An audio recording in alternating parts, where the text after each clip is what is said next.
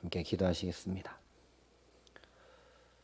사랑과 은혜가 풍성하신 아버지 하나님, 오늘도 내 아버지 집으로 우리를 불러주심을 감사합니다. 하나님, 야곱에게 베델에서 말씀하셨듯 오늘도 내 아버지 집에서 주의 말씀 듣기를 간절히 소원하오니 이 시간 우리에게 주의 생명의 말씀으로 가득 채우시고 함께하여 주시옵소서. 이 말씀의 반석 위에 굳건히 서서 흔들림 없이 오늘도 급변하고 오늘도 힘겹고 어려운 우리의 삶을 주의 손 꼭 붙잡고 승리하며 살아갈 수 있도록 하나님 이 시간 성령으로 충만히 임재하시고 우리를 다스리시며 함께하여 주시옵소서. 감사를 드리며 우리 구주 예수 그리스도의 이름으로 기도합니다. 아멘.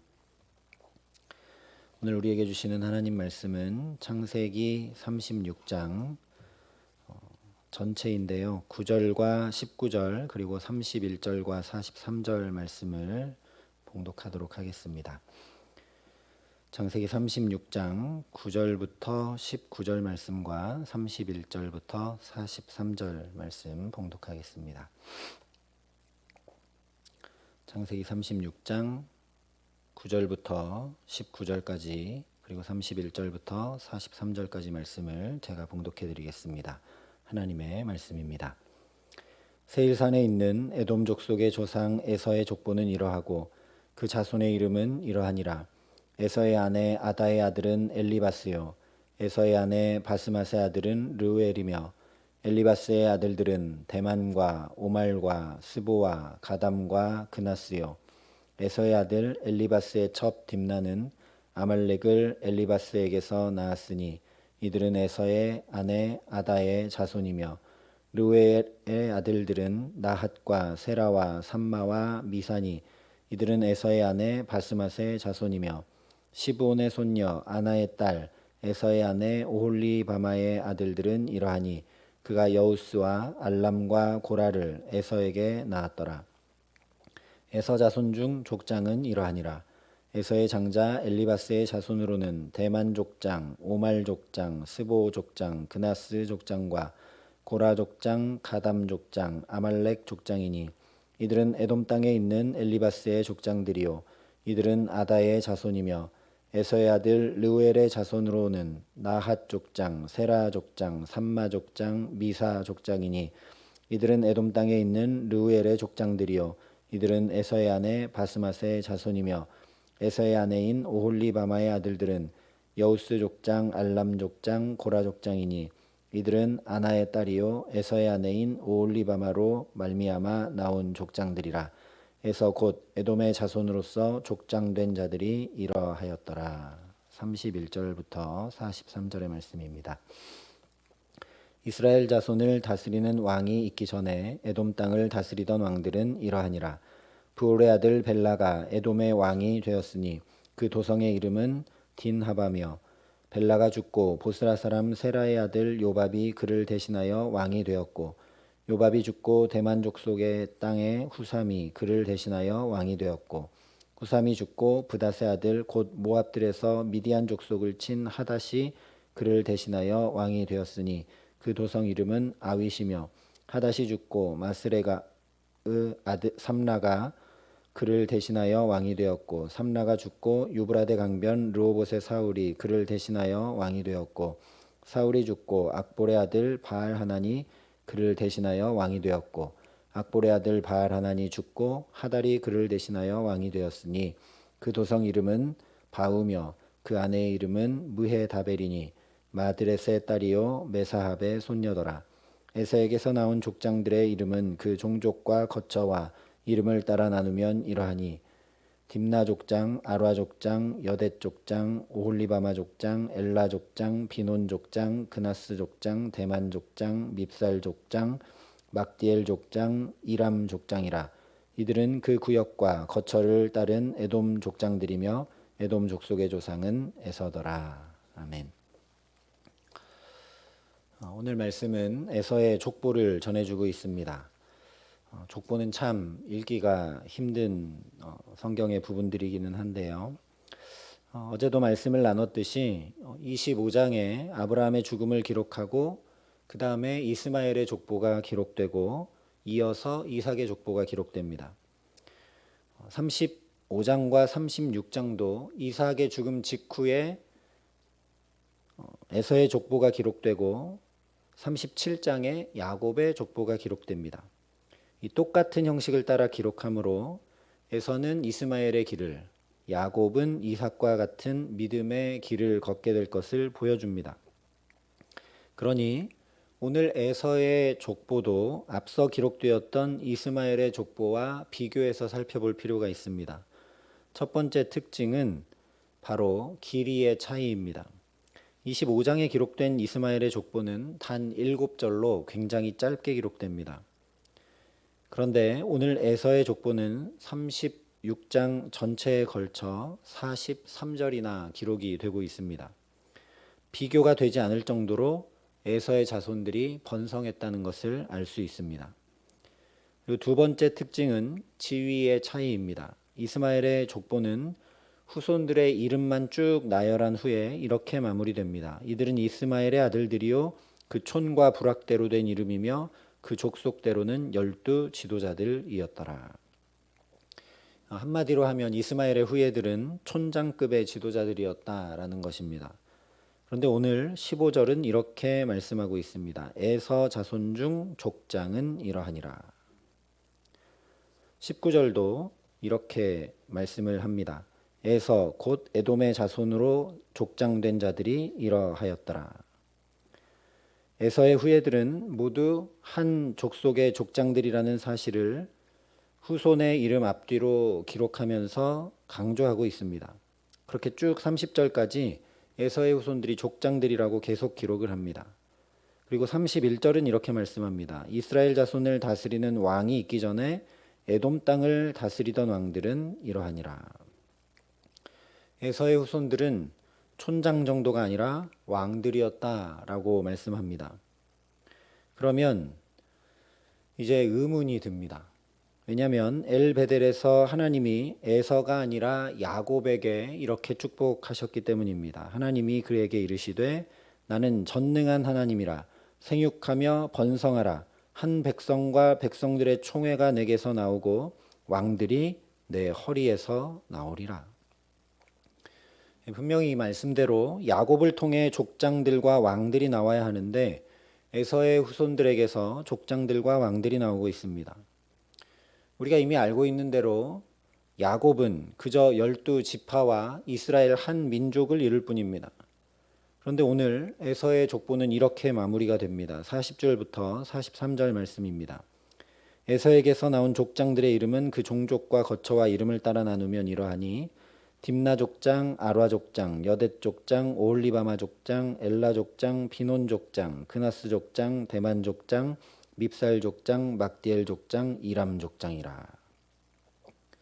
무려 11명의 족장이 에서의 후손에서 나옵니다. 단순한 지파 정도가 아니라 11명의 족장이 세워집니다. 이스라엘 민족과 같은 한 족속의 족장들이 에서의 후손들이었다는 겁니다. 야곱은 이스라엘 한 족속 나왔는데 에서는 11명의 족속이 나왔다는 겁니다. 그리고 이 족속들 가운데 31절부터 39절까지 기록된 9명의 왕들이 나옵니다. 31절에 말씀한 대로 이것은 이스라엘 자손을 다스리는 왕이 있기 전까지의 족보입니다. 그러니 이 기간은 언제냐면 이스라엘 초대왕 사울 이전까지입니다. 그러니까 가나안 정복을 마치고 사사시대까지라는 얘기죠. 그때까지 야곱의 후손인 이스라엘 민족은 우리가 알고 있듯이 애굽에서 종살이하고 40년 광야 떠돌이 생활하고 16년 동안 열심히 또 가나안 정복 전쟁을 하고 땅을 차지해야 했고 그 이후에 사사시대라는 처참한 암흑기가 전부입니다. 기껏해야 애굽의 총리 요셉이 가장 높은 지위를 얻었던 사람입니다. 모세가 물론 이집트의 왕자가 되기는 했지만 그는 죄인이 되어 40년 동안 광야에 갔다가 이스라엘 민족을 이끄는 지도자가 됩니다. 애굽의 총리, 그러니까 사람이 볼 때는 가장 높은 지위에 올랐던 야곱의 후손은 총리 외에는 없습니다. 왕이 된 적이 없다는 얘기입니다. 근데 그러는 동안 에서의 후손들은 이미 왕들이 되고 성공 가도를 잘 달려갑니다. 우리가 이것을 어떻게 이해해야 할까요? 오늘 9절이 이렇게 말씀을 합니다. 세일산에 있는 에돔 족속의 조상 에서의 족보는 이러하고, 그리고 앞서 1절과 2절 상반절도 이렇게 말씀합니다. 세일산에 있는 에돔 족속의 조상 에서의 족보는 이러하고 그 자손의 이름은 이러하니라. 그리고 마지막으로 43절도 이렇게 끝납니다. 에돔 족속의 조상은 에서더라. 앞서 25장에 기록된 이스마엘의 족보를 보면 사라의 여종 애굽인 하갈이 아브라함에게서 낳은 아들 이스마엘의 족보는 이러하고 라고 말씀하면서 그냥 후손들의 이름만 기록을 했습니다. 그런데 오늘은 에돔 족속의 조상 에서라고 하면서 이 족보를 통해 에서가 한 민족을 이루었다는 것을 먼저 분명히 밝혀 기록을 합니다. 그래서 우리가 또다시 리브가에게 하셨던 말씀을 기억하게 됩니다. 두 국민이 내 태중에 있구나. 두 민족이 내 복중에서부터 나누이리라. 이 족속이 저 족속보다 강하겠고 큰 자가 어린 자를 섬기리라. 그러니 오늘 에서의 족보는 바로 하나님의 말씀이 성취된 것임을, 즉 에서가 한 족속의 조상이 된 것을 세 번이나 같은 표현으로 반복하며 강조하며 확인시키는 것입니다. 리브가에게 말씀하셨던 그대로, 에서와 야곱이 쌍둥이로 리브가의 태에 있을 때 이미 말씀하셨던 그대로 에서가 크고 강한 민족이 되었음을 오늘 에서의 족보를 통해 분명히 보여주고 계신 것입니다. 에서도 하나님이 말씀하신 그대로 큰 민족을, 큰 족속을 이루고 그 족속들 가운데 왕까지 나올 정도로 하나님이 그 강한 민족을 말씀대로 만드셨다는 것을 보라는 겁니다. 그런데 리브가가 이 쌍둥이가 태중에 있을 때 말씀하셨던 그 말씀 중에 아직 온전히 이루어지지 않은 말씀이 있습니다. 바로 큰 자가 어린 자를 섬기리라 하신 말씀입니다. 이것은 어제 살펴본 대로 야곱이 헤브론으로 돌아왔을 때 에서가 그냥 땅 양보하고 다른 데로 간 것만 이야기한 것이 아닙니다. 그래서 오늘 말씀은 엘베델의 축복과 달리 믿음의 선택을 하지 않은 에서는 잘 되고 믿음의 선택을 한 야곱은 계속 힘들고 고생하고 후손도 그저 그런데 에서의 후손들은 다 잘 되었다, 이런 말씀을 하고 있는 것이 아닙니다. 에서가 강하고 큰 자가 된다는 말씀이 이렇게 놀라운 후손들을 통해 이루어졌으니 하나님께서 믿음의 계보를 이어가는 자들의 삶에 어떻게 역사하고 어떻게 이 말씀을 이루어 가실지 기대하고 소망하라는 말씀입니다. 처음에 말씀드린 대로 이 에서의 족보가 기록된 다음에 야곱의 족보가 나옵니다. 그러니 에서가 이만큼 하나님의 말씀이 놀랍게 이루어졌다면 그 다음에 나오는 족보는 어떨지 생각해 보라는 겁니다. 큰 자가 어린 자를 섬기리라 하신 말씀이 어떻게 이루어지는지 잘 보라는 겁니다. 그래서 실제 오늘 말씀에도 그 증거를 보여주고 있습니다. 12절 말씀에 보면 에서의 아들 엘리바스의 첩 딥나는 아말렉을 엘리바스에게서 낳았다라고 말씀하고 16절에도 고라 족장, 가담 족장, 아말렉 족장이라고 기록을 합니다. 여기 에서의 후손 중에 이 많은 족장들 중에 누구를 기록하고 있냐면 아말렉을 기록합니다. 출애굽기에 보면 우리가 잘 아는 전쟁이 하나 있습니다. 모세가 이렇게 두 손을 들고 여호수아는 저 아래서 전쟁을 합니다. 그래서 이 손이 내려오면 전쟁에서 지고 이 손이 올라가면 전쟁에서 이깁니다. 그래서 아론과 훌이 이 모세의 손을 옆에서 잘 붙들고 받쳐서 전쟁을 이깁니다. 그 전쟁이 바로 아말렉과의 전쟁이었습니다. 그런데 이 전쟁을 마친 후에 이렇게 말씀을 하나님께서 하십니다. 이것을 책에 기록하여 기념하게 하고 여호수아의 귀에 외워 들리라. 내가 아말렉을 없이 하여 천하에서 기억도 못하게 하리라.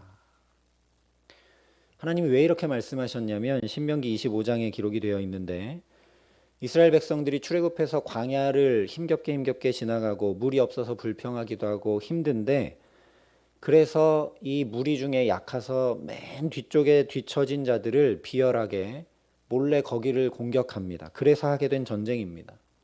그래서 신명기 25장에 보면 이들이 하나님을 두려워하지 않아서 하나님의 백성, 그 중에서도 뒤처지고 연약한 백성을 공격했던 것을 하나님이 그냥 두지 않으시고 이렇게 전쟁에서 승리하게 하신 다음에 천하에서 기억도 못하게 하리라 말씀하십니다. 그리고 실제 사울 왕 시대가 되어서 이 아말렉은 진멸하게 됩니다. 물론 사울 왕이 아말렉 전쟁을 진멸하지 않아서 그가 왕위를 잃게 되지만 사무엘이 아말렉 왕 아각을 찍어 쪼갰다라고 성경이 기록함으로 끝을 내버립니다. 이 전체의 내용을 시편 73편에 보면 쭉 시편 기자가 고백을 합니다. 악인들은 항상 평안하고 재물은 더 불어나고, 그래서 내가 마음을 깨끗하게 하고 하나님 앞에서 이 손을 정결하게 한 것이 헛된 것처럼 느껴진다고 얘기합니다. 그래서 하나님 살아계신데 왜 악인들은 형통하고 의인들은 힘겹고 어려운가, 이것을 알고 싶어서 하나님 앞에 나갔는데 도저히 이해가 되지 않아 심한 고통이 되었다고 이야기합니다. 그런데 하나님의 성소에 들어갈 때에야 그들의 종말을 내가 깨달았나이다. 주께서 참으로 그들을 미끄러운 곳에 두시며 파멸에 던지시니 그들이 어찌하여 그리 갑자기 황폐되었는가 놀랄 정도로 그들은 전멸하였나이다. 이렇게 말씀합니다. 바로 이것입니다. 지금 당장 눈으로 볼 때는, 그리고 에서의 족보를 볼 때는 믿음의 삶을 선택하지 않고 세상의 방식을 따라 사는 것이 형통한 것 같고, 믿음의 선택을 부단히 해나가는 것은 언제나 힘겹고 어렵고 손해보는 것 같아 보입니다.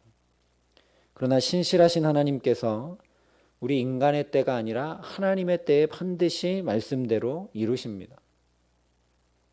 그냥 당장 눈앞에 있는 것을 보고 하나님 왜 이러신가 우리가 오해해서는 안 된다는 겁니다.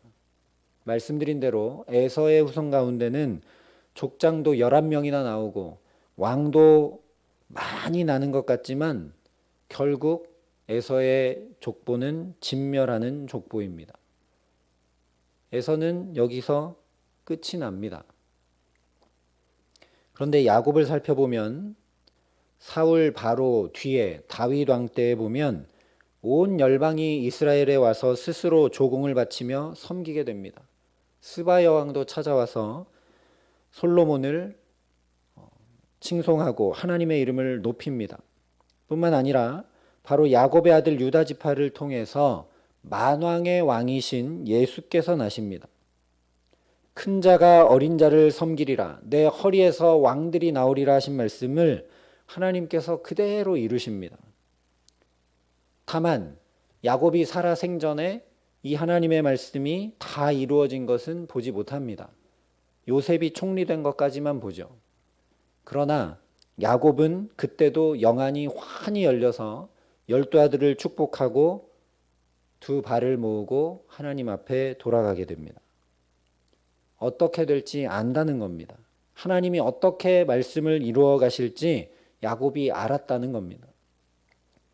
그러니 오늘도 악인의 형통함을, 세상 방식의 삶을 부러워하지 마시기 바랍니다. 에서처럼 잘 되고 성공하는 것으로 하나님의 축복을 가늠해서는 결코 안 됩니다.